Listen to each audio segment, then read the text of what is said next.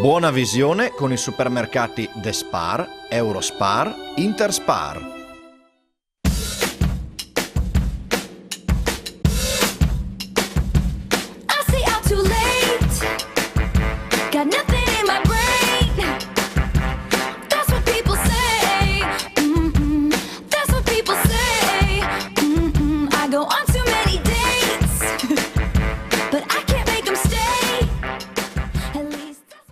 Ben ritrovati a Effetto Friuli Giovani, quinta puntata, sempre qui in diretta dagli studi di Telefriuli a Tavagnacco, e la vostra partecipazione da casa è gradita e potete scriverci, partecipare, commentare via SMS o tramite messaggio WhatsApp il tema della puntata.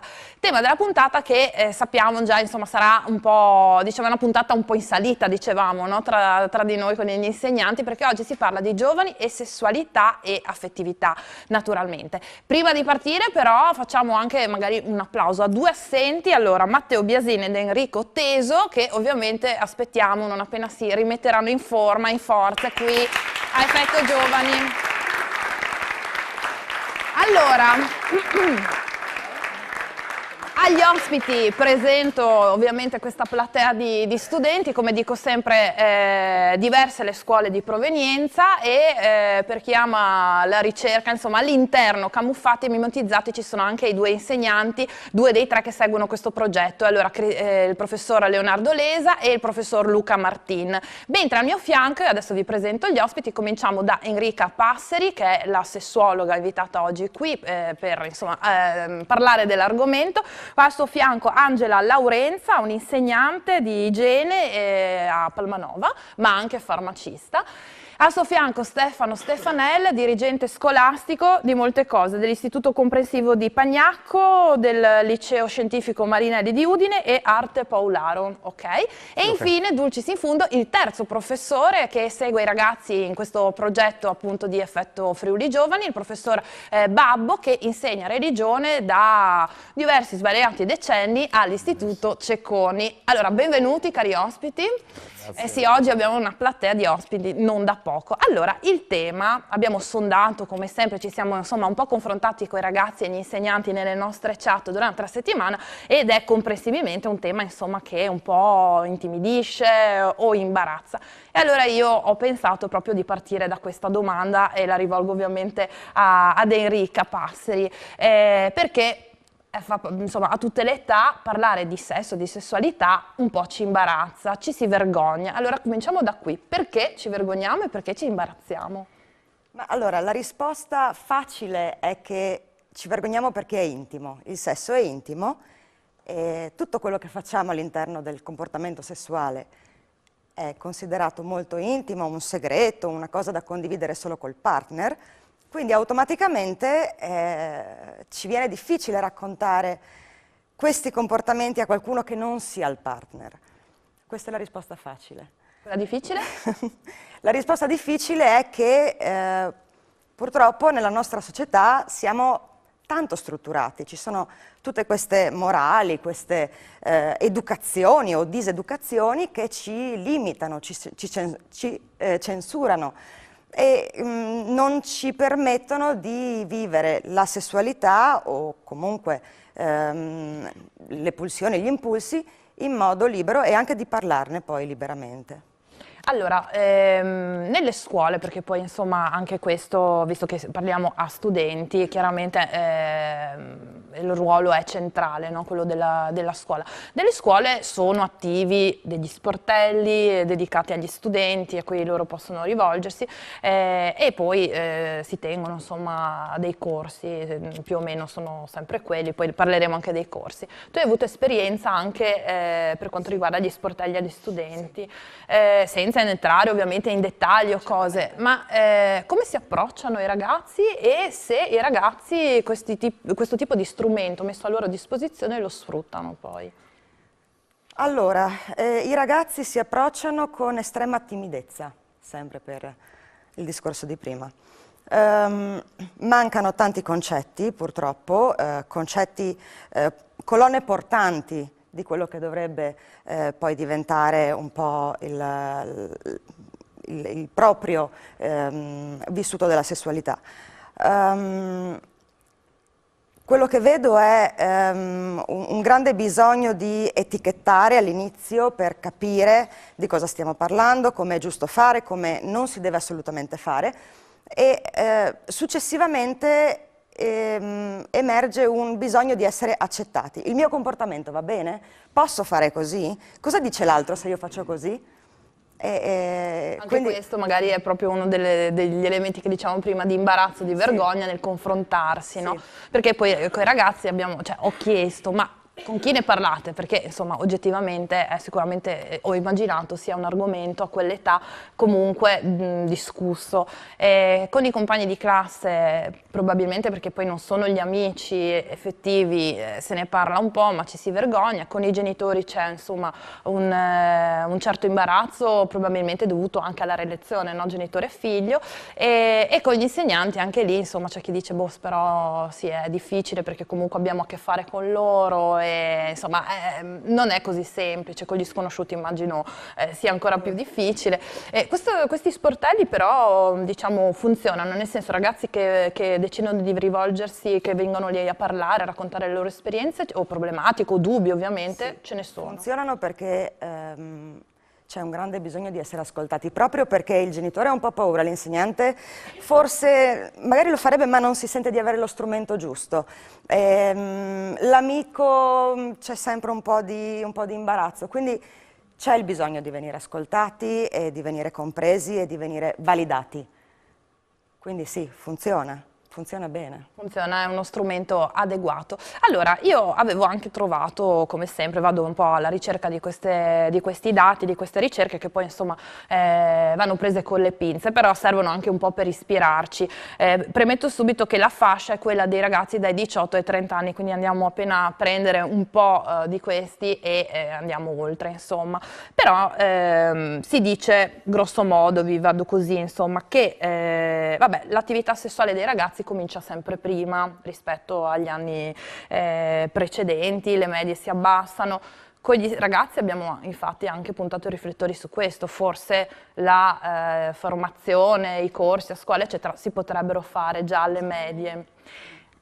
Lei cosa ne pensa? Alle scuole medie bisognerebbe cominciare perché è a quell'età che uno comincia a scoprirsi, scopre se stesso, scopre l'altro sesso, comincia a vedere il suo corpo che cambia e quindi anche a quell'età ci sono anche le prime esperienze. Fare un corso o comunque una lezione di sessualità in secondo liceo, in terzo liceo e così via è molto avanti.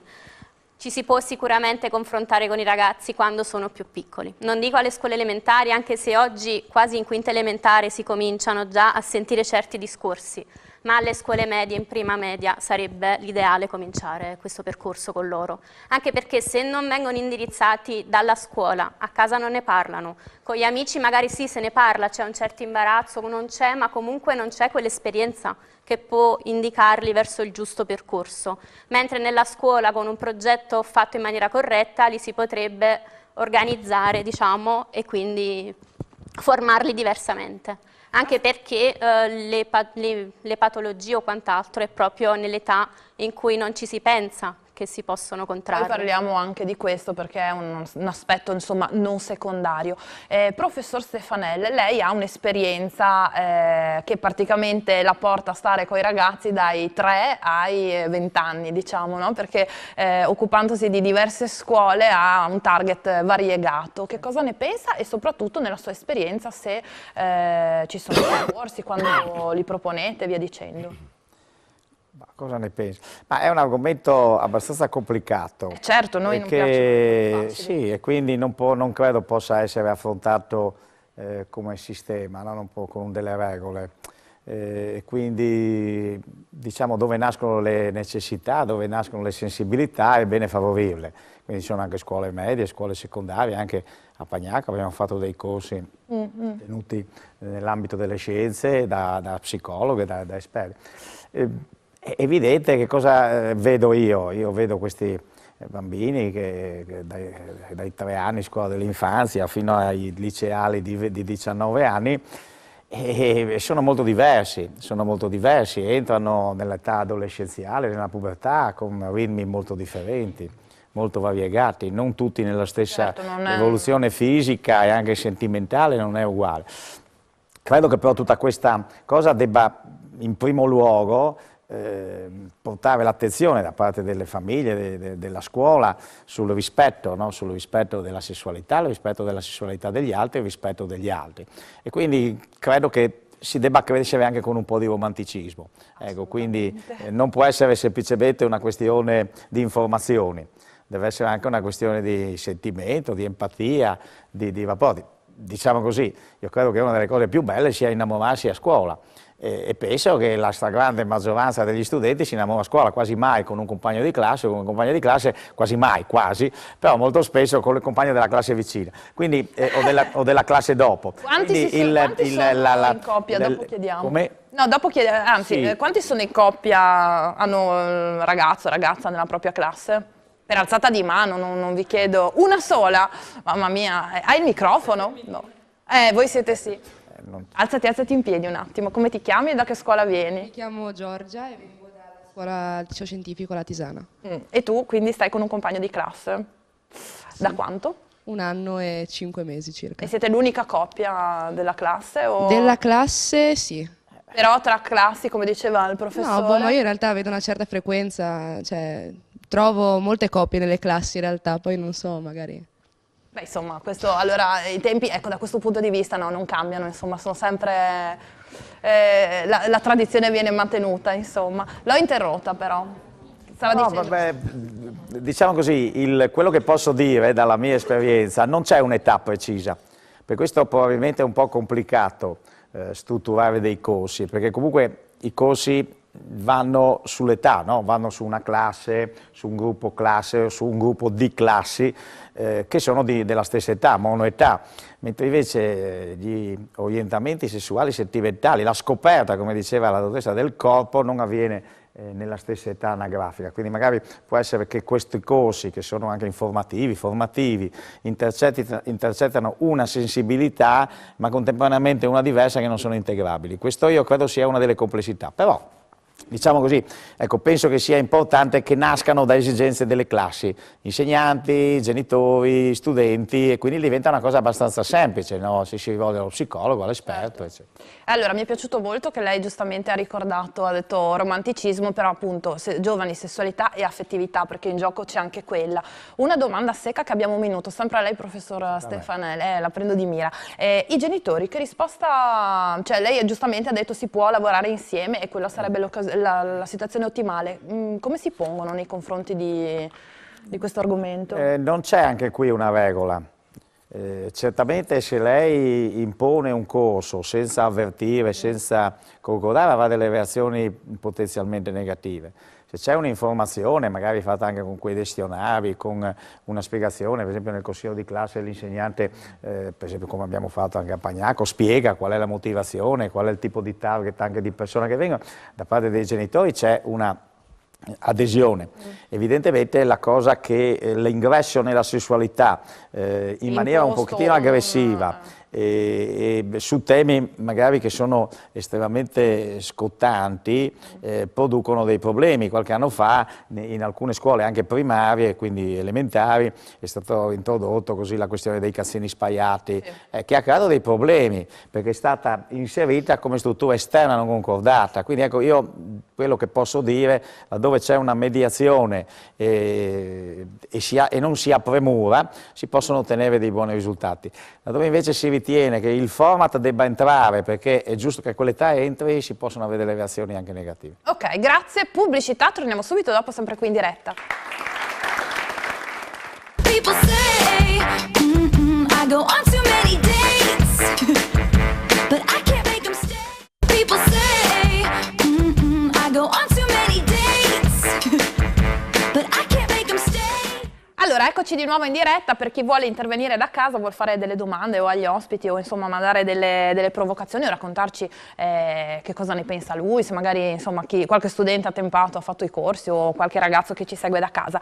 Torniamo invece un po' alle statistiche che leggevo prima. Allora abbiamo detto sì, la prima volta è sempre più anticipata. Non solo, queste statistiche che fanno sempre un po' terrorismo, dopo i ragazzi dicono ma boh, non ci riconosciamo, parlano di una, diciamo, una sessualità che viene viene in un certo senso appresa tramite anche la pornografia gratuita che circola su internet, che insomma è un po' il mare magnum, no? Anche capro espiatorio, sempre le colpe le si dà al web, ad internet, però effettivamente ci sono dei contenuti che anche gratuiti, accessibili a chiunque, che danno forse un'idea un po' particolare, diciamo, della sessualità. E quindi diciamo 7 ragazzi su 10 fanno uso di materiale pornografico, questo è sono statistiche Eurispes. Si parla di sesso di una notte con partner occasionali, coppie aperte, uso di contraccettivi, ecco che questa era un'altra cosa interessante, il 40% circa li usa sempre, il 23% no.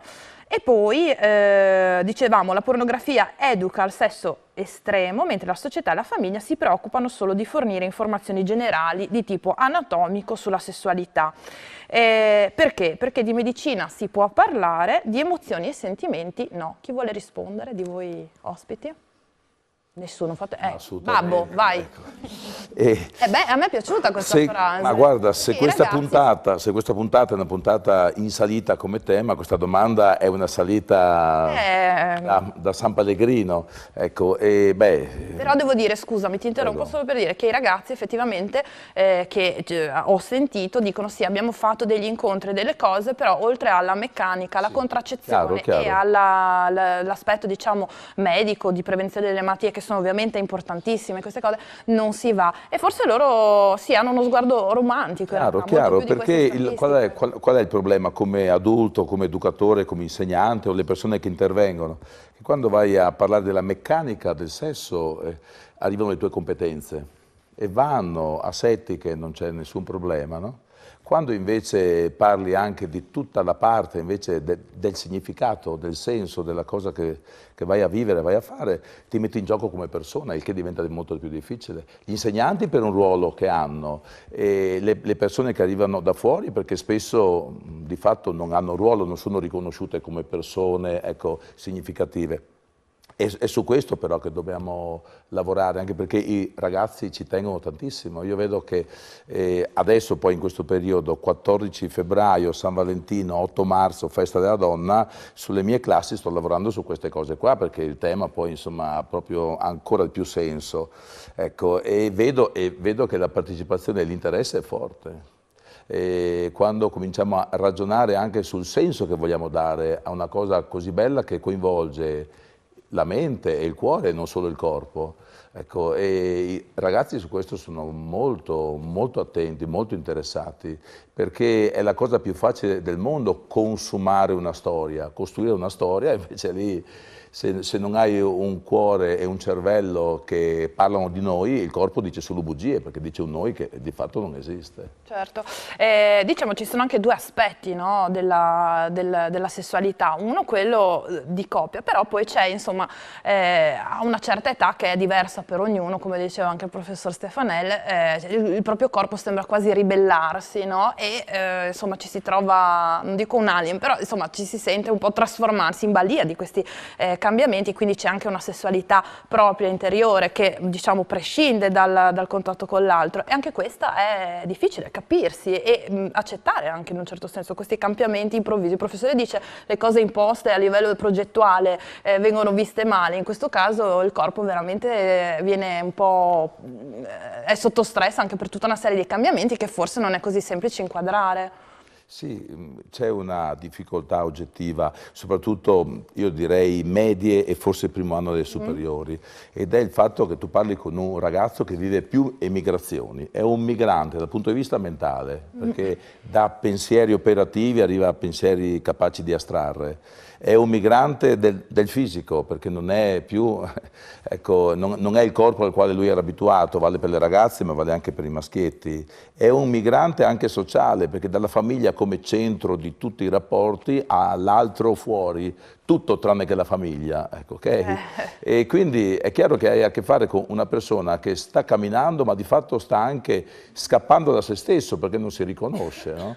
Ed è su questo, e forse la difficoltà di intervenire su certi temi è che in quel gruppo classe non lo trovi tutto nella stessa situazione, per quello condivido quello che diceva il professor Stefanel. E per me è più facile parlare individualmente? Lei è un Capita sempre professore in di corridoio, religione, prego. no? Quindi insomma anche magari fa un po' effetto che a parlare poi di sessualità e affettività, certo, sia un insegnante di religione, oppure i ragazzi questa cosa non la vivono come Bisognerebbe chiederlo a loro, ragazzi, agli suoi a me studenti pare- allora chiedo, perché sì. ce n'è diversi.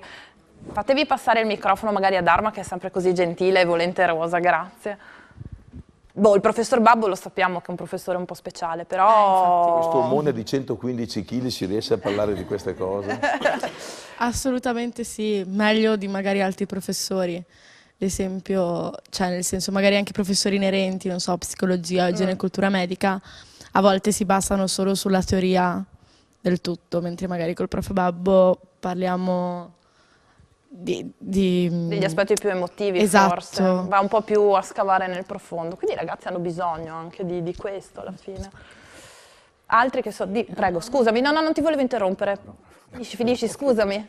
No, nel senso che sì, è proprio in questo periodo stiamo parlando appunto di questo argomento e comunque c'è tanto interesse, cioè già le lezioni del prof sono interessanti, però poi se sono argomenti che riguardano la nostra età o comunque l'adolescenza, il nostro futuro. Voi siete una perché- classe solo di ragazze, giusto? Sì. Ecco, quindi è anche una situazione un po' particolare perché non siete una classe mista, No. quindi magari tra di voi ragazze è più facile parlarne con le compagne di classe, no? Boh, sì, siamo una classe aperta a questo argomento, però a volte avere i maschi in classe è meglio, nel Sì, senso però. tutte femmine, lo diciamo Troppi sempre. ormoni dopo. Lo diciamo sempre tra di noi. Passiamo il microfono a... No, dai, tu che ce l'hai in mano, che sei... cominciamo con le donne. Io sono una... In prima superiore ero l'unica femmina in una sola classe di maschi. Ecco, sì, abbiamo una situazione un po' diversa. lì, È no? veramente diversa perché comunque anche se sei l'unica femmina rischi sempre di litigare con i propri compagni. Però anche di l'argomento in una classe di soli maschi o comunque dove la predominanza è abbastanza- maschile, come lo si affronta? In maniera un po' più goliardica? Si è presi di mira? Cioè com'è? Cioè, può Dopo essere- chiediamo al tuo vicino che... Cioè, praticamente può essere sempre presa sul ridere perché comunque arrivano sempre quelle battutine da infantili Ok. di ragazzi. Boh, ci si scherza su, Sì, ci si insomma. scherza, non è che sia normale. Tu? Io. Ecco, bentornato. Dici? Si scherza sull'argomento? Sì, come si scherza in maniera goliardica? abbastanza, però boh, se c'è da dire cose serie si sta seri, se no la maggior parte delle volte ci sono quelle battutine, si ride, si scherza. E come diceva la mia compagna, sì, fino all'anno scorso lei era l'unica ragazza e poi quest'anno è arrivata un'altra ragazza, diciamo che sono su 21, sono 2 ragazze. Insomma, è basta. un po'... tocca essere corazzati. Cosa ne pensate? Beh, sono situazioni un po', diciamo, estreme, però sono indicative, no? In una classe poi di soli maschi si sdrammatizza. Questo è un aspetto positivo o no? Chiedo Sì, sicuramente la presenza, il maschio di per sé ha sempre trattato la sessualità in modo un po' più goliardico, no? La femmina un po' più riservata. Sicuramente in una classe con tanti maschi e una o 2 femmine la sessualità viene stirata e ristirata. Il problema è, o meglio, io mi domando, anzi io ti domando, ma l'anno scorso che eri da sola, con chi facevi gruppo? Con chi ti sentivi? Io, fin da quando ero alle medie o elementari sono sempre andata d'accordo con i maschi, quindi cioè, io scherzo proprio con i maschi, sono sempre in mezzo a loro che con le femmine, perché le femmine per me sono tipo troppo pesanti, cioè, almeno con i maschi scherzo e dopo non se la pigliano. Ok. Dopo dipende da casi umani, sì. Beh, in effetti, come dice Dharma, a volte la situazione poi diventa... Chi è in classe con Dharma? Altre ragazze? Ci sono tue compagne di classe? Le 2 a fianco a me. Ecco, Allora, approfitto. Voi, cioè, anche in un'altra puntata era uscita questa cosa nella classe femminile, dove ogni tanto, insomma, l'atmosfera è un po' pesante, troppe donne tutte insieme. Anche tu condividi questo punto No, di io sono vista? in classe con Dharma, quindi Sì. capisco. Boh, comunque ovviamente spesso succedono liti, anche perché personalmente la competizione tra maschio e maschio è una competizione più sana. Invece tra femmina e femmina è una competizione quasi malata, mi permetto di dire, perché c'è molto cerco di superarti, ma non come crescita personale mia, ma proprio per riuscire a superarti te. Quindi insomma a volte è un po' pesantino. Diciamo che questa cosa del genere ci torna un po' utile, no? Perché poi anche la sessualità è questione di, diciamo, di genere, non spero di non dire cose troppo errate. Esatto, no, volevo agganciarmi a un discorso, se abbiamo parlato di classi di soli maschi, classi di sole donne e sembra esserci un po' una divisione anche, e qua faccio un saltino, a livello di genitori, no? Perché le femmine, ne abbiamo discusso nelle chat, alle femmine viene spiegato dalle madri, o in teoria, diciamo, questa era stata la cosa, no? Le mamme spiegano, fanno il discorso su tutte le cose riguardo al mondo della sessualità, eccetera, alle femmine, e i papà si occupano della stessa formazione con i maschi. Vedo tanti che dicono di no, allora fate passare il microfono che così dite la vostra esperienza. Sì, sì. Tu non parli, oggi è in silenzio Patrick. No, nel senso, è vero, tu Dharma, non per chiedere sempre a te, però facevi segno di no, nel senso che tu ne parli magari anche secondo me se la famiglia è aperta al discorso, il maschio può parlarne tranquillamente con la madre e la femmina può parlarne tranquillamente col padre. Cioè, ma in generale su qualsiasi ambito della sessualità. Io ad esempio ne parlo con entrambi tranquillamente. Siamo tutte e tre femmine però. Ah, ok, tu vivi in un mondo circondato da donne praticamente. Quindi per me al contrario, preferisco parlarne con i maschi, ad esempio, in generale. Che sia mio padre, che sia un amico, un compagno di scuola. Quindi. Il confronto riesce meglio. Sì. Cosa ne pensate?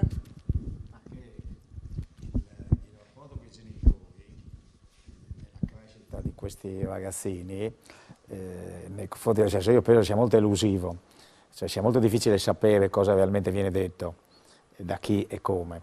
Sì, sì, no, questa era una, diciamo, una divisione che avevano detto i ragazzi. No, ma come è anche complesso, proprio per le cose che diceva anche la dottoressa all'inizio, una delle caratteristiche del settore maschile è un po' il millantato credito, no? Cioè io dico che anticipo i tempi, amplifico e anticipo, no? Quello che c'è, quindi non è mai chiaro il discorso, è uno dei problemi appunto di affrontare questa cosa a livello così di corsi di formazione, che non si sa sempre qual è la verità e se c'è la verità, ecco, non si comprende bene neanche l'interlocutore. Anche perché immagino l'obiettivo non sia quello di andare appunto a cosa sappia, cosa non sappia. E quindi è fondamentale, come diceva il professore, agire su sensibilità. Perché se non si agisce su sensibilità si rischia di andare proprio nella chiacchierata o nel semplice scherzo. I maschi scherzano anche perché si difendono. Guardate che quando ai maschi cominciano a venire i brufoli della crescita c'è un trauma, perché i brufoli della crescita corrispondono allo sviluppo della propria sessualità. E uno si guarda allo specchio e dice no, non funziona sta roba qua, non devo fare qualcosa. Quindi diciamo così, nel rapporto con questi argomenti è fondamentale, come diceva il professore, percepire. Allora è molto più semplice percepire nel rapporto per uno a uno o per piccolo gruppo, piuttosto che su una varietà talmente complessa che mentre parlo non so qual è l'interlocutore del mio ragionamento. Allora, dobbiamo fermarci, scusate, perché siamo già in ritardo, mandiamo la pubblicità e torniamo subito dopo, grazie. Scusa.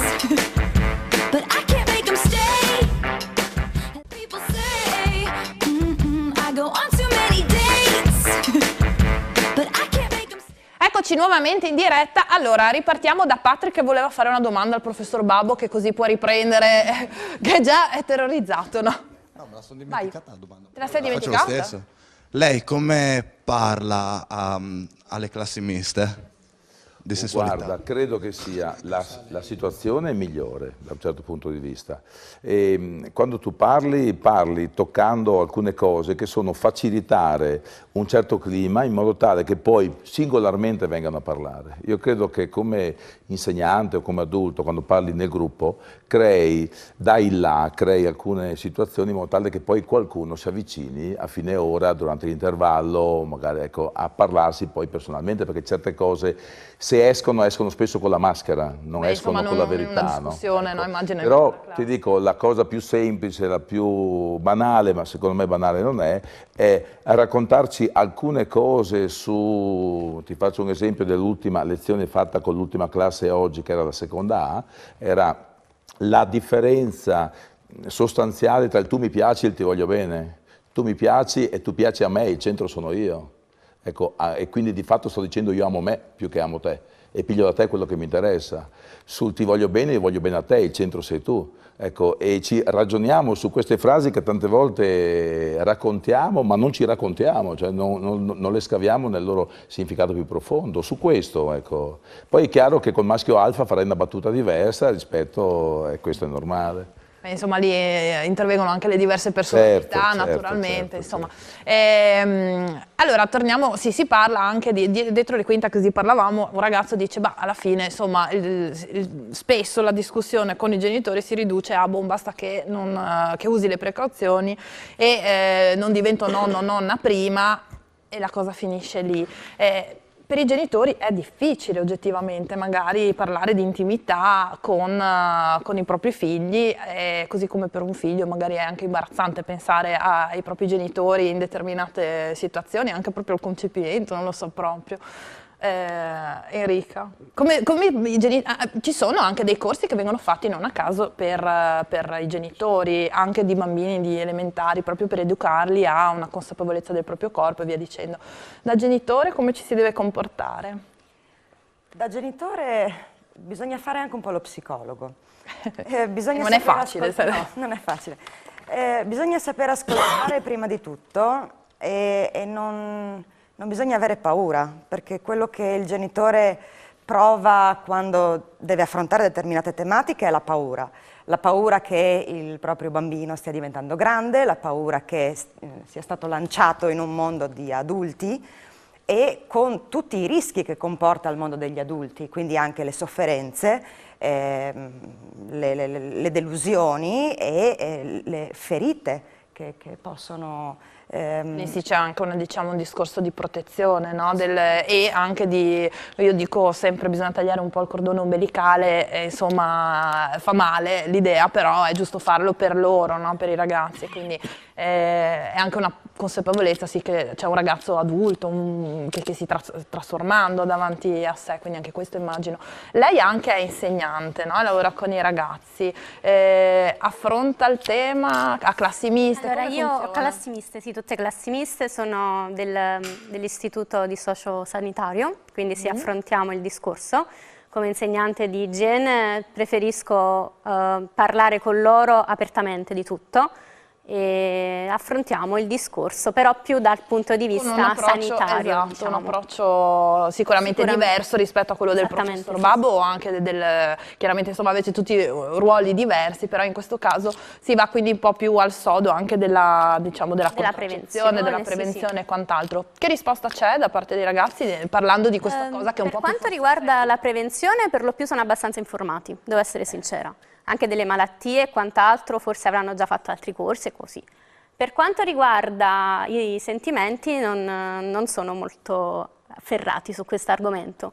Ma lì anche adulti non ferrati, ne abbiamo tanti, infatti, diciamo bisogna guadagnare delle stellette lungo la strada, sì, no?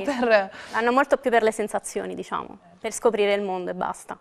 E proprio per questo io gli consiglio sempre di analizzare e di conoscere tutte le prevenzioni che si possono utilizzare, soprattutto se si tratta di serate in discoteca che non si sa come vanno a finire e così via. Perché in una serata magari che va in un verso diverso poi ci si può ritrovare il giorno dopo a dover prendere precauzioni per pillole abortive e così via. Lei è anche farmacista, Sì, giusto? sono anche farmacista, sì. Ecco, ha avuto esperienze dirette di... in quantità industriali, ecco. Di persone che vengono il giorno dopo dicendo ieri mi sono ubriacata, non so cosa ho fatto, quindi vorrei la pillola del giorno dopo, la pillola dei 5 giorni dopo e così via. Poi da quando è diventata è possibile adesso dispensarla anche senza ricetta. Però solo per i maggiorenni. Per i maggiorenni, però c'è il problema che sì, si può dare ai maggiorenni, ma un ragazzo può mandare la sorella più grande, può mandare un'amica maggiorenne E quindi sì, c'è un abuso oggi che viene fatto, un abuso anche perché non si sa, forse non lo si vuole sapere, che in realtà è un estrogeno a tutti gli effetti, quindi è una bomba ormonale e c'è chi la utilizza come precauzione. Perché prevenirmi il giorno prima se il giorno dopo posso prendere la pillola? E non si capisce questo in realtà diciamo poi è la un discorso differenza. legato strettamente alla gravidanza e forse è sempre una indesiderato Sì, ovviamente sì. e forse è quello diciamo lo spauracchio più ventilato anche in famiglia, così anche non dico superficialmente ma perché è la prima cosa che viene in mente, però in realtà c'è anche un discorso proprio di malattie, si parla di statistiche anche abbastanza insomma significative, elevate di giovani e giovanissimi che contraggono malattie venere. Sempre Questo è un perché dato preoccupante. Ecco. hanno dei rapporti non protetti perché forse non ne sono abbastanza a conoscenza o forse perché pensano di non essere quell'anello della catena che si spezzerà e quindi per quello vanno senza precauzioni, senza conoscenze e così via.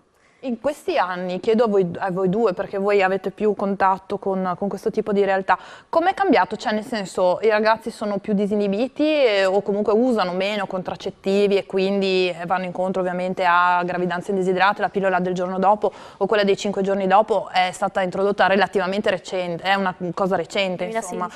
Ecco, quindi insomma si parla di 15 anni fa non c'era. Come sono cambiati ecco, i costumi, diciamo, visto che dati alla mano le statistiche dicono ci sono più malattie, ci sono più vendite di questi dispositivi sanitari, via dicendo?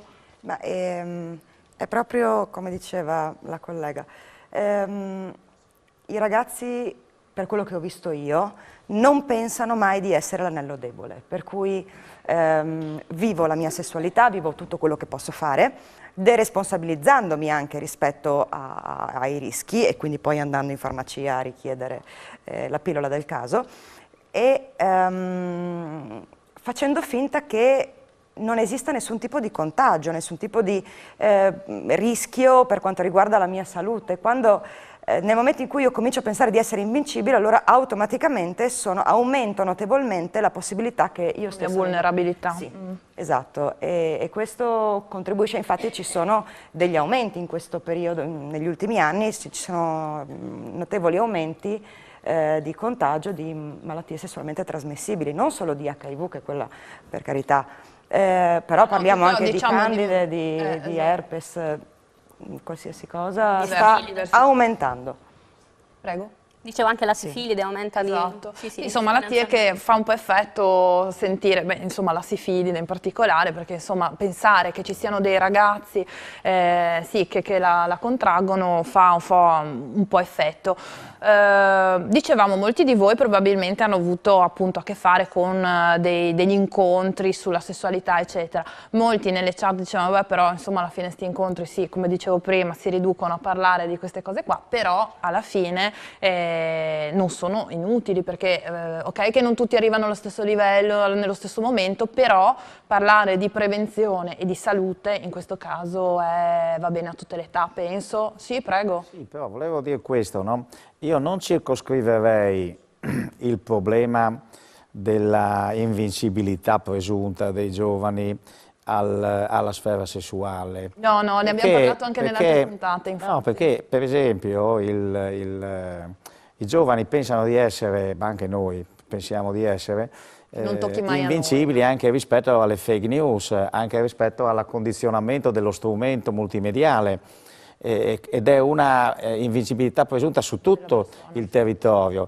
Lei diceva prima l'accesso estremamente semplice ai siti pornografici, però c'è un accesso estremamente semplice anche alle notizie false, alle notizie costruite.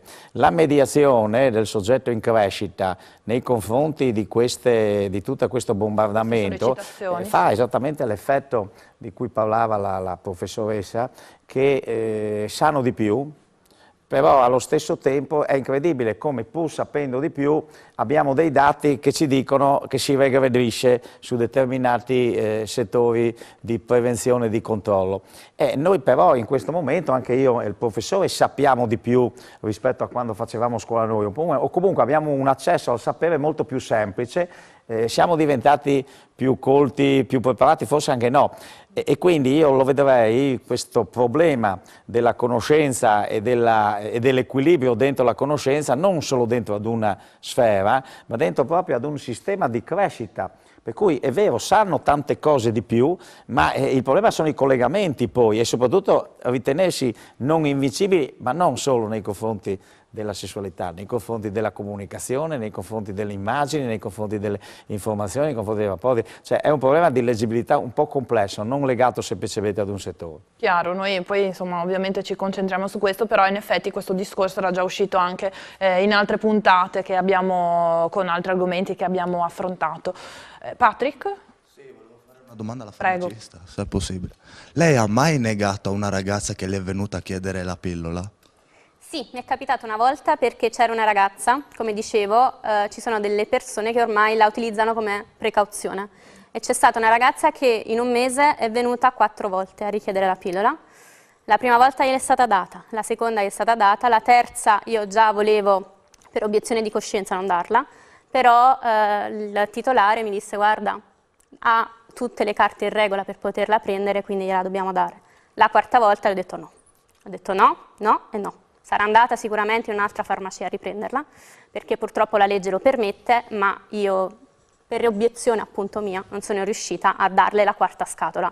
Sono stata lì per mezz'ora a parlarle, a dirle guarda che non è un anticoncezionale, guarda che ti produce vari danni, guarda che è una bomba ormonale che ti blocca l'ovulazione, eccetera, eccetera, eccetera. Alla fine se n'è andata forse un po' più turbata, non so se sia venuta la quinta volta a prendere la pillola o se sia andata in qualche altra farmacia a riprenderla.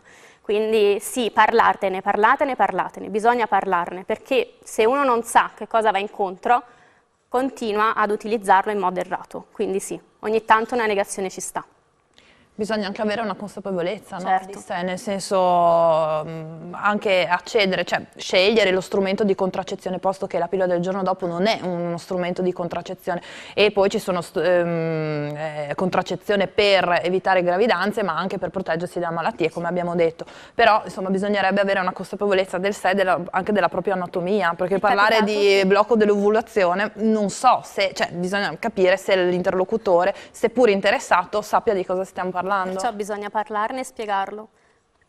Ragazzi, che cosa ne pensate? Cioè voi vi sentite da questi incontri o comunque dalla possibilità di dialogare con degli insegnanti? Qui vabbè abbiamo un ristretto campione, però insomma esemplificativo. Vi sentite che le vostre i dubbi o le domande trovano risposta nel confronto con questi insegnanti? Chiedo magari in particolare, se passiamo il microfono ai ragazzi dietro che sono con la professoressa. Prego, non siate timidi che tanto non succede niente.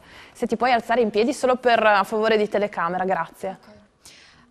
Allora, io... Anche tu mi ripeti la scuola e il nome, grazie. Sì, sono Chiara e frequento l'Istituto Mattei, indirizzo sociosanitario, e sono in quinta.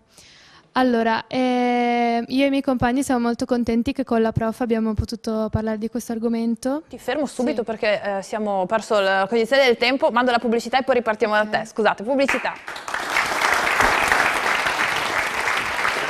People say, I go on too many dates, but I can't make them stay. People say, I go on too many dates, but I can't make them stay. Eccoci, allora, ultima parte di Effetto Friuli Giovani, ripartiamo dalla domanda che ho interrotto brutalmente prima. Prego. Allora, stavo dicendo che noi con la prof Laurenza di Igiene abbiamo parlato di questo argomento e in particolar modo delle pillole abortive, delle pillole del giorno dopo.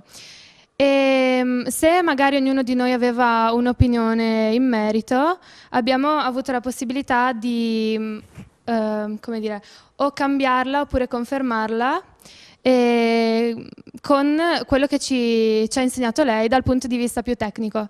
Ad esempio, io non sapevo che fossero così dannose, ma credo che anche alcuni dei miei compagni non lo sapessero. E quindi abbiamo avuto appunto modo di informarci un po' di più su cose che secondo me alla nostra età dovremmo sapere, ma spesso nessuno ce le dice, ce le racconta. e appunto di questo sono molto contenta, penso che dovrebbe essere così in tutte le scuole e anche per ragazzi di età più piccola, insomma, quindi bisognerebbe partire, come dicevano, già da prima a parlare di questi argomenti, insomma. Grazie, passo pure il microfono ai tuoi vicini, anche a te chiedo di alzarti in piedi solo per questioni di ripresa. Nome? Io mi chiamo Giacomo, concordo con le parole della mia compagna, però se posso fare un commento sul metodo comunque col metodo, cioè il metodo con cui vengono dette le cose riguardo alle malattie sessualmente trasmissibili o comunque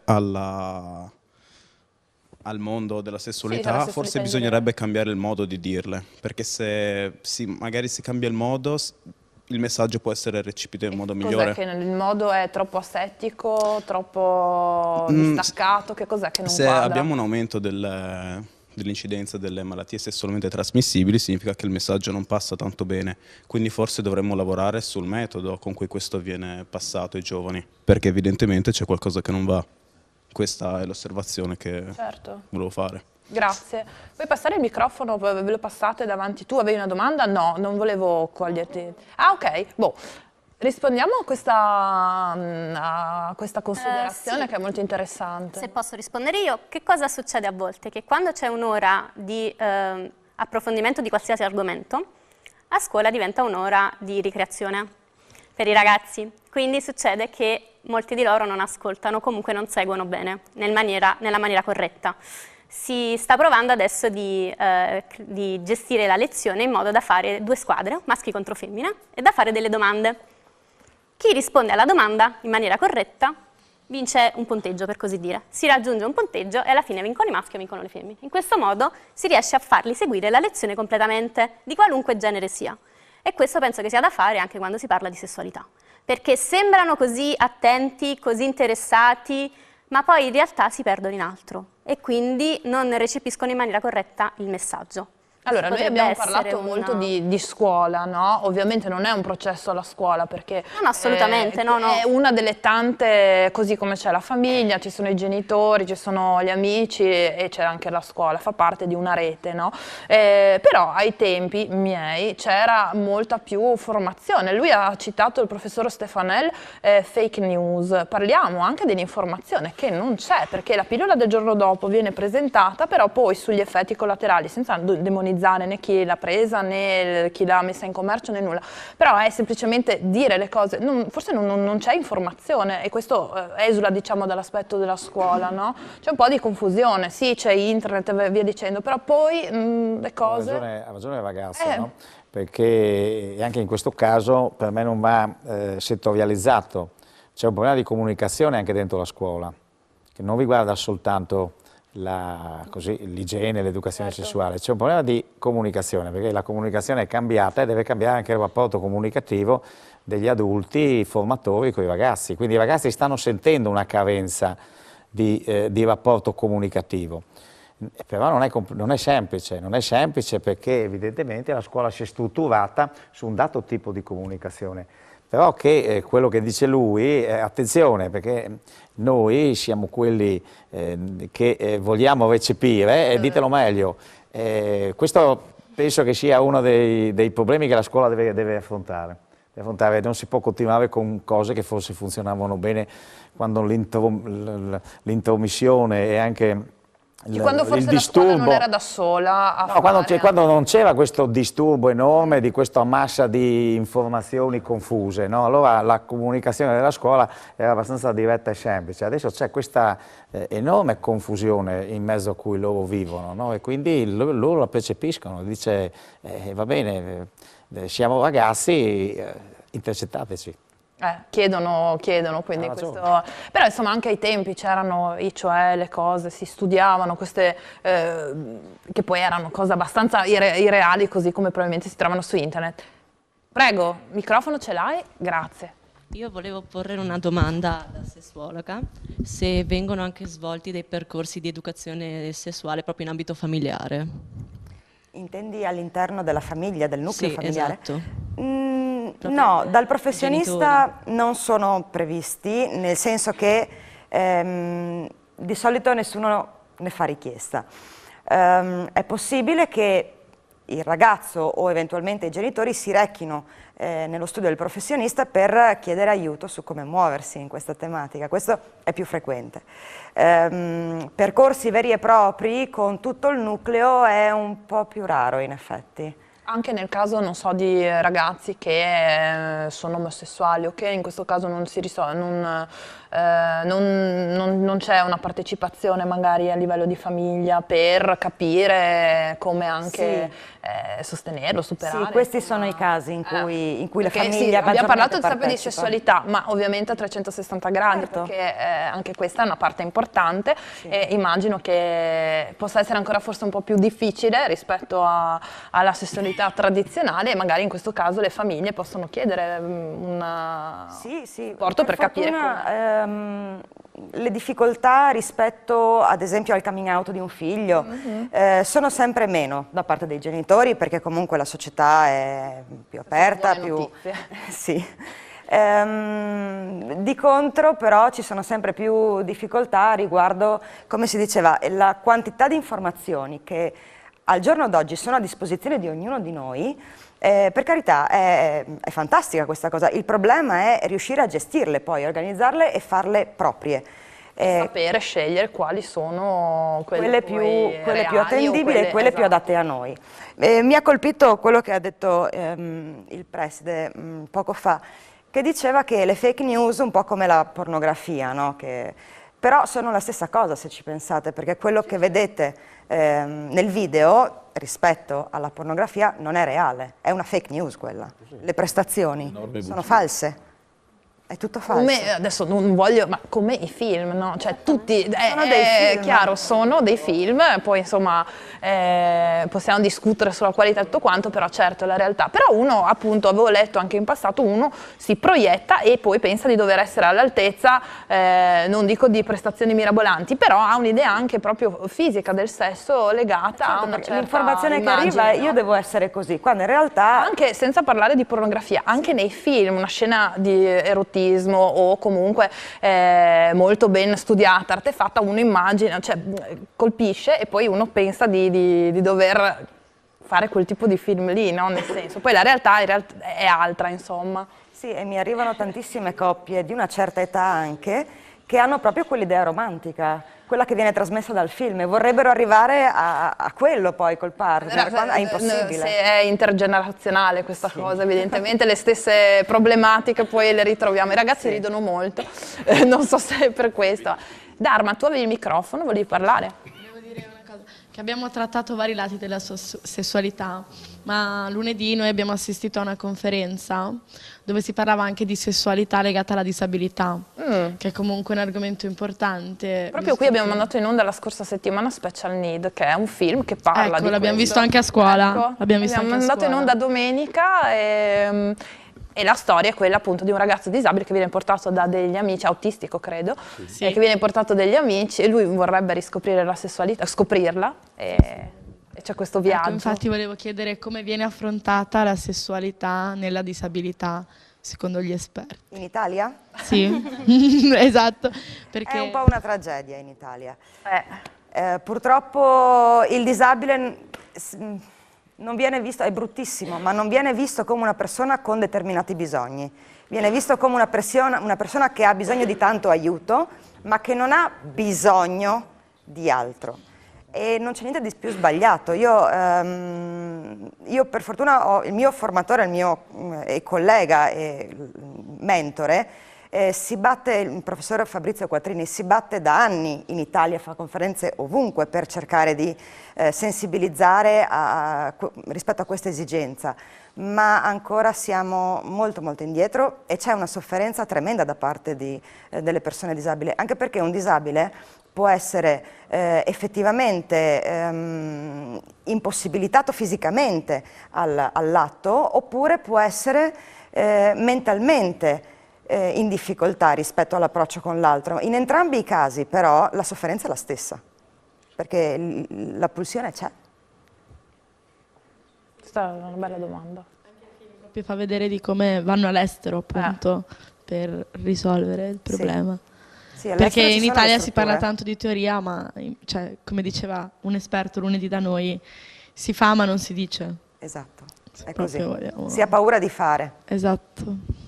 Insomma, è un terreno un po' minato, un po' difficile. La sfrutto in chiusura, una ragazza aveva detto il sesso ancora è tabù, punto e basta, e forse, insomma, non ha tutti i torti, diciamo, non ci piace sicuramente come approccio, però effettivamente ci sono degli aspetti che sono difficili da superare e che non riguardano l'intimità che uno vuole proteggere e tutelare perché è proprio sua o è di coppia e quindi insomma è una cosa preziosa da preservare, ma proprio ci sono delle problematiche vere, effettive come questa che Dharma ha sollevato. È stato un bel intervento perché in effetti non ne avevamo parlato e anche questo meritava. Professor Babbo, una chiusa che abbiamo 30 secondi. Beh, la chiusa è quella che la sessualità è chiamata ci chiama ad aprirsi, a conoscerci, a metterci in gioco e non esiste solo una sessualità del corpo, ma cominciare a mettersi in gioco a livello amicale, delle relazioni e poi arriverà la persona giusta, se tu sei diventato persona giusta, con la quale poi vivrai questa dimensione che è meravigliosa se racconta una verità, come dicevamo prima, se no è l'ennesima bugia che ci raccontiamo. Grazie, allora grazie naturalmente al professor Babbo, al professor dirigente scolastico Stefano Stefanella, alla professoressa Angela, io il cognome Laurenza e a Enrica Passeri. Grazie naturalmente a tutti i ragazzi, come sempre, grazie anche alla regia, mi dimentico sempre di ringraziarli, ma loro sanno che sono nel mio cuore e niente, ci vediamo venerdì prossimo, domani in replica alle 21, sempre qui su Telefriuli. Ciao!